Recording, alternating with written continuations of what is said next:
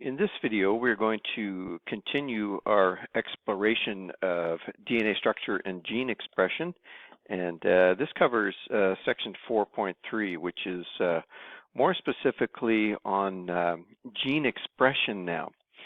And so with gene expression, the first thing that you need to understand is that our last topic was on DNA replication. And that only occurs when cells are dividing and they're undergoing mitosis for division. That's a whole bunch different than gene expression from DNA. So make sure you get that correct right from the beginning here. So don't be thinking now about DNA replication. Now we're actually looking at how the genetic material or how the DNA expresses itself with the different characteristics of an individual. That's what we're looking at now. So gene expression, it relies on different forms of the nucleic acid RNA. And so the important ones that we're going to be looking at involve messenger RNA or mRNA, transfer RNA, also known as tRNA, and then ribosomal RNA, also known as rRNA. And once again, here's just a comparison of DNA and RNA, which we have covered quite a few times already. So the processes for gene expression, it requires two processes. The one is transcription, and this involves the synthesis of messenger RNA from a DNA template, which in eukaryotic cells would be in the cell nucleus. Following transcription of the DNA template into messenger RNA, we get translation, where protein is synthesized from a messenger RNA template, and in eukaryotic cells, this would take place in the cytoplasm. So we have transcription of the information from the DNA to the messenger RNA, and then we have translation, which basically, how different individuals' appearance differ from the DNA is basically just simply in the synthesis of protein. And so that's what we refer to as translation. So protein then is synthesized from the messenger RNA template. And again, this takes place in the cell cytoplasm. So genetic information, it lies in the sequence of the DNA bases, which is transferred to the sequence of bases in messenger RNA. And this is then translated to an amino acid sequence of a protein, which determines the protein structure and function. And proteins then determine the phenotype or the characteristics of an organism. So the first part of that, transcription, a gene is a segment of DNA that acts as a template for RNA. So that's just simply what a gene is. It's just a segment of DNA acting as a template for RNA. So the messenger RNA is formed by transcription, and so transcription begins by RNA polymerase binding to a promoter on the DNA. The RNA polymerase, it catalyzes the incorporation of RNA nucleotides that are complementary to the DNA.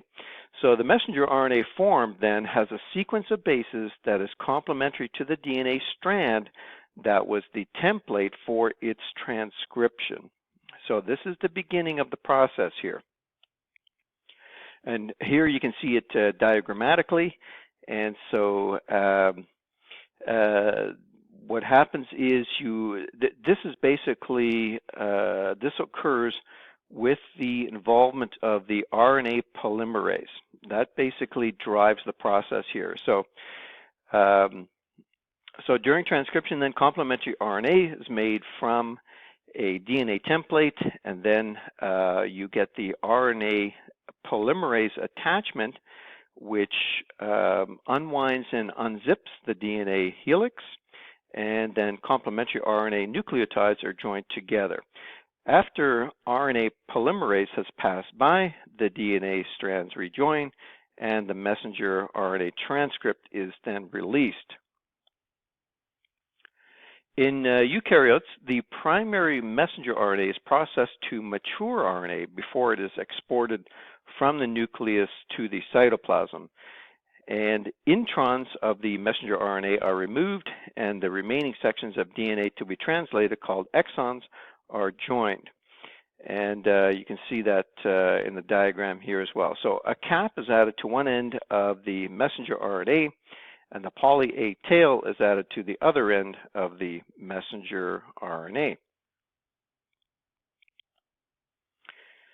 With translation then, so translation is the second process in gene expression, and it requires several enzymes and different types of RNA and different types of RNA molecules, including messenger RNA, ribosomal RNA, and transfer RNA.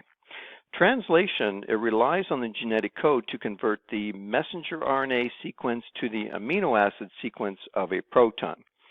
So the genetic code then, it consists of triplets of RNA nucleotides called codons, and the genetic code then has codons that code for amino acids. And the genetic code is degenerate and almost universal, suggesting that it dates back to the first organisms on Earth and a common evolutionary history. Or you might think of it too in terms of a creator who would use basically the same sort of mechanism for all organisms, rather than completely starting over from scratch for every different organism. So it all depends again on your perspective of things. So here's examples of genetic code here, and these would be messenger RNA codons. So in this chart, each of the codons in boxes is composed of 3 letters, which represent the first, second, and third bases. So for example, if you look for the box where C for the first base, A for the second base intersect, then you will see that U, C, A, or G can be the third base, and the bases CAU and CAC then are codons for histidine, which you can see in the chart there. Transfer RNA then, the transfer RNAs, they bring amino acids for protein synthesis to the ribosomes.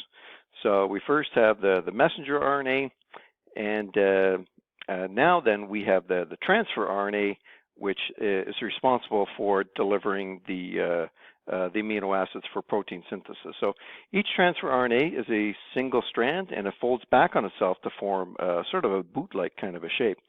So one end has an amino acid, and then the other end has an anticodon that is complementary to a messenger RNA codon. And you can see that in the diagram once again there. So although there are 64 different codons, there are only 40 different transfer RNA molecules. And this is because the third nucleotide in some messenger RNA codons can vary, which is called the wobble effect. So for translation, the anticodons of transfer RNA amino acid complexes, they pair with messenger RNA codons. If the messenger RNA codon is CGG, then what is the transfer RNA anticodon and amino acid attached to it? And this is what it would be here. So this would be one example.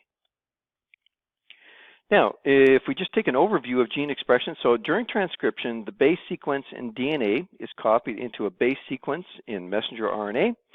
And then during translation, transfer RNAs, they bring the amino acids to the ribosomes in an order determined by the sequence of codons in the messenger RNA. So that's basically an overview of what we've just talked about. Now, ribosomes are composed of many proteins and ribosomal RNA, and consist of large and smaller subunits. So they have binding sites for messenger RNA and 3 transfer RNAs, and help pair transfer RNA anticodons with messenger RNA codons. And you can see diagrammatically represented here. So as the ribosomes move along, the messenger RNA, new transfer RNAs, they enter, and the amino acids bond together, forming a proton. So several ribosomes, they translate a messenger RNA at one time, forming a polyribosome. And there's an electron micrograph of that there as well, actually. So translation then requires 3 steps. During translation, the codons on the messenger RNA base pair with anticodons on the transfer RNAs that are carrying specific amino acids. And the order of the messenger RNA codons determines the sequence of amino acids in the protein being synthesized. So translation is an orderly process, and it must produce a protein of a particular sequence. And that involves 3 main steps. So initiation, elongation, and termination. And you can see that the first 2 steps there require energy. The third one does not, however. So beginning then with initiation. Initiation involves assembly of components, initiation factors, small and large ribosomes, and messenger RNA. And a start codon is required. For example, AUG on the messenger RNA, and then transfer RNA with the first amino acid binding in the P site of the ribosome. And again, you can see that diagrammatically represented there as well. So the next step then is elongation, and elongation is the protein synthesis step where a polypeptide increases in length 1 amino acid at a time, and 4 steps are repeated until a codon that signals to stop is reached. And you can see the different steps that take place here in elongation. And I won't expand on that too much here. You can stop this video at any time to review the different steps.